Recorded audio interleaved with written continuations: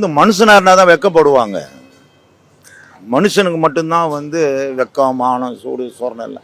இவங்க அதெல்லாம் தாண்டவங்களா இருக்கானுங்க. 13 பேர் சுட்டு கொல்லப்பட்டாங்க. இதில் போராட்டம் நடத்தி ஸ்டெர்லைட்டுக்கு எதிராக சொல்லும் போது டிவியை பார்த்தா நான் தெரிஞ்சுக்கிட்டேன்னு சொன்னாலுங்க.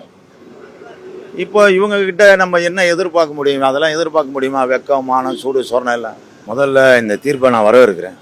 எப்படின்னு சொன்னால், இனி தமிழ்நாட்டில் இதை போல் ஒரு கடுமையான சம்பவங்கள் நடக்காமல் இருக்கிறதுக்கு ஒரு முன்னுதாரணமான தீர்ப்பு இது.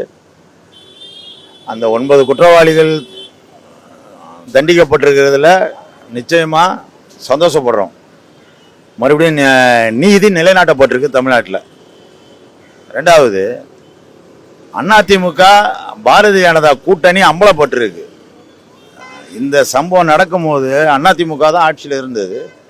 இந்த சம்பவத்தை நடந்து முடிஞ்சு கம்ப்ளைண்டில் வந்து எஃப்ஐஆர் போட எவ்வளோ நாள் ஆச்சு, எவ்வளோ போராட்டங்கள் நடத்தப்பட்டது என்பது பொதுமக்களுக்கு தெரியும். அந்த பகுதியில் இருக்கக்கூடிய பொள்ளாச்சி, அது சுற்றுவட்டாரத்தில் இருக்க மக்களுக்கு மட்டும் தெரியும்.